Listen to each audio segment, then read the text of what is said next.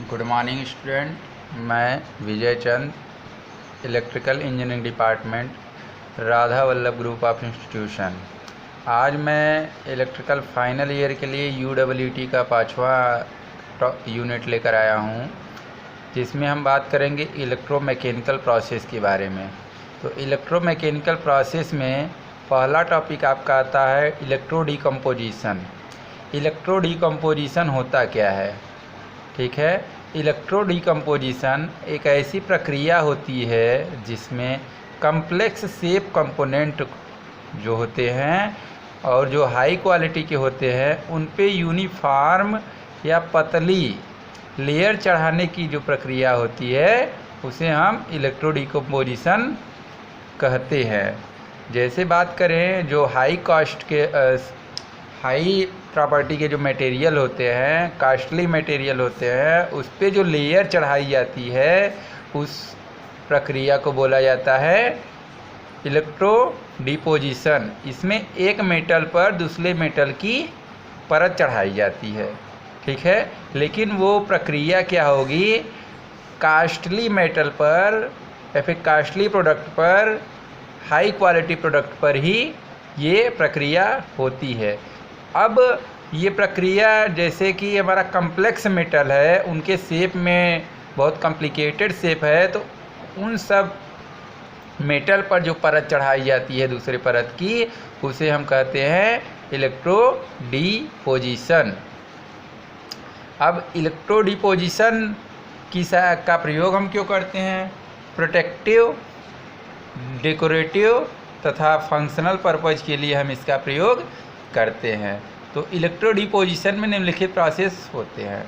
पहला है इलेक्ट्रोप्लेटिंग, इलेक्ट्रोफार्मिंग, इलेक्ट्रोटाइपिंग और इलेक्ट्रोफेसिंग।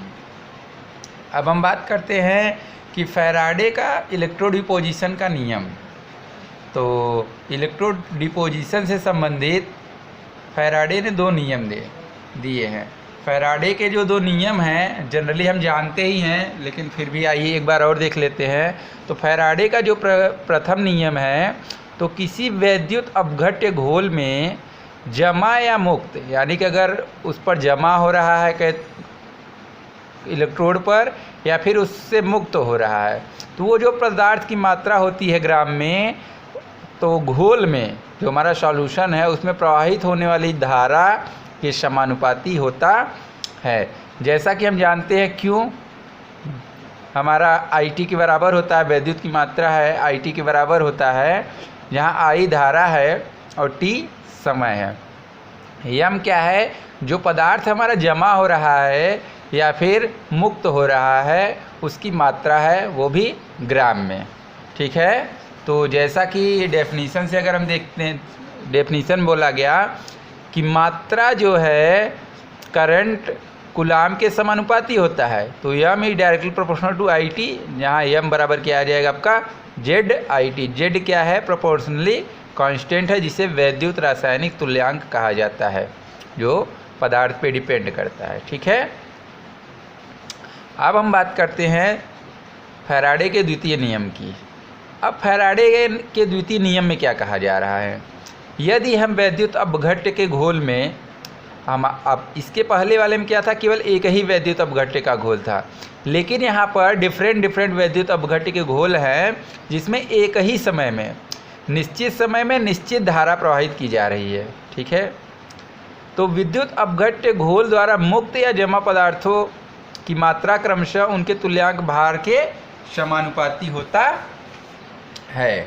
ठीक है, तो रासायनिक भार तुल्यांक का फार्मूला जो होता है वो परमाणु भार अपान में संयोजकता होती है। हमने एटॉमिक वेट को A ले लिया और वैलेंसी को V मान लिया। अगर हम बात करें प्रथम नियम से, तो Z इक्वल टू आपका आ जाएगा M अपान में IT, या फिर ये कह सकते हैं M अपान Q।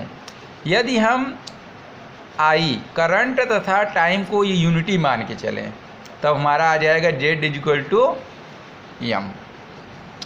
कहने का तात्पर्य यह है कि इस प्रकार Z जो वैद्युत रासायनिक तुल्यांक है, किसी तत्व की वह मात्रा होती है जो प्रति इकाई वैद्युत की मात्रा द्वारा मुक्त होती है। इसे वैद्युत रासायनिक तुल्यांक कहते हैं। तो Z directly proportional to A/V, तो कैपिटल A यहाँ पे कांस्टेंट है, ठीक है। तो ये फार्मूला आपका आ जाएगा। ओके,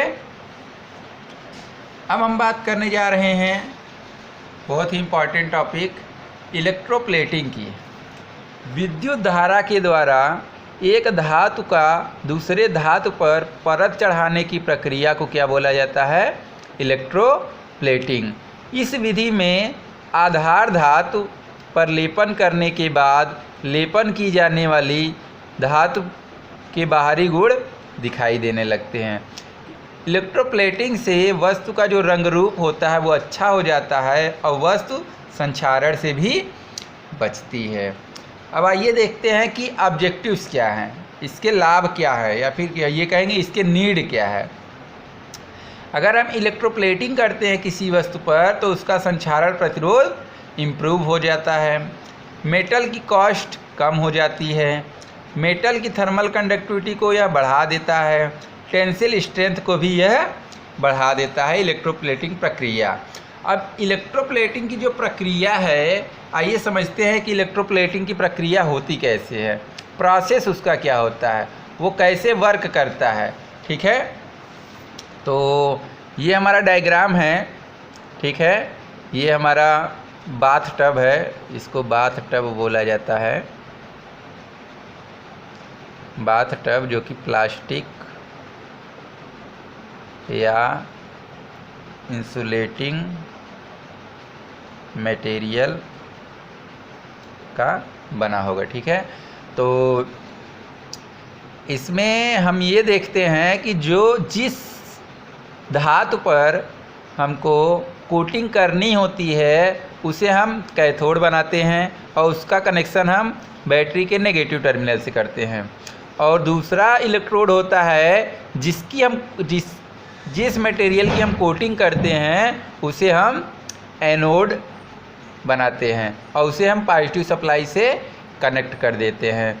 और यहाँ पर एक सॉल्यूशन भरा जाता है और वह सॉल्यूशन क्या होगा, जो एनोड हम बनाएंगे, जिसकी परत हम चढ़ाएंगे उसका सॉल्यूशन भरा जाएगा। जैसे हम एक मेटल पर हम कॉपर की परत चढ़ाने जा रहे हैं तो ये जो सॉल्यूशन होगा आपका वो होगा कॉपर सल्फेट का, ठीक है। तो अब ये वर्क कैसे करता है, ठीक है। जब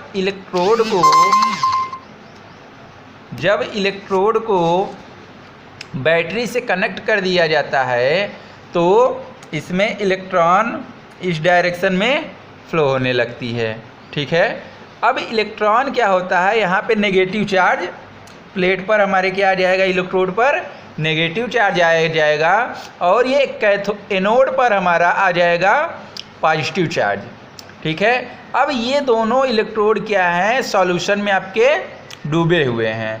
तो ये दोनों जब सॉल्यूशन में डूबे हुए होते हैं तो हमारे जो कॉपर सल्फेट है वो क्या हो जाता है, आयोनाइज हो जाता है अपने अलग अलग तत्वों में। तो कॉपर अपने अलग पॉजिटिव आयन में टूट जाता है और सल्फर क्या होता है, अपने आयन में टूट जाता है।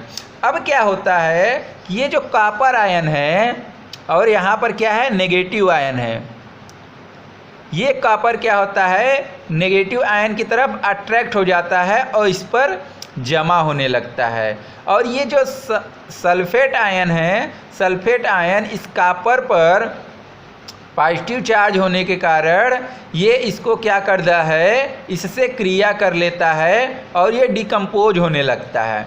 डिकम्पोज होने का मतलब ये है कि ये जो कॉपर है, कॉपर का एनोड हमने बनाया हुआ है, ये सॉल्यूशन बनाने लगता है और जितना ये सॉल्यूशन बनाता है उतना यहाँ पे कॉपर हमारी जमती जाती है और हमारा जो ये इलेक्ट्रोड है उस पर प्लेटिंग होने लगती है। तो इस मेटल पर कि हम क्या देखते हैं, कॉपर की एक परत जम जाती है। इसी प्रक्रिया को बोला जाता है इलेक्ट्रोप्लेटिंग। आइए अब हम इसकी थ्योरी को देख लेते हैं। तो इसकी थ्योरी पे इलेक्ट्रोप्लेटिंग प्रोसेस की थ्योरी अगर देखें तो किसी भी धातु पर लेपन करने से पहले उसे अच्छी तरह से साफ कर लिया जाता है। इसमें लेपित की जाने वाली वस्तु को कैथोड तथा नेगेटिव इलेक्ट्रोड से नेगेटिव टर्मिनल से जोड़ दिया जाता है और लेपन धातु को एनोड यानी कि पॉजिटिव टर्मिनल से कनेक्ट कर दिया जाता है। बाथटब में जिस धातु का लेपन करना होता है उसी का ही इलेक्ट्रोलाइट हम भर देते हैं। माना किसी मेटल यम पर कॉपर की कोटिंग करनी है तो यम को कैथोड तथा कॉपर को एनोड बनाते हैं तथा उसमें कॉपर सल्फेट का सॉल्यूशन भर देते हैं। इस प्रक्रिया में जब इलेक्ट्रोड को डीसी सप्लाई से कनेक्ट किया जाता है तो कैथोड पर ऋण आयन तथा कॉपर पर धनायन बनता है। इलेक्ट्रोलाइट कॉपर आयन तथा सल्फेट आयन में टूट जाता है। कॉपर आयन कैथोड पर नेगेटिव चार्ज, यहाँ पे चार्ज रहेगा, चार्ज से उदासीन होकर उस पर जमा होता रहता है, जबकि कॉपर एनोड सल्फेट आयन से क्रिया करके इलेक्ट्रोलाइट बनाता रहता है। इस प्रकार मेटल पर कॉपर की परत चढ़ जाती है। ठीक है, धन्यवाद।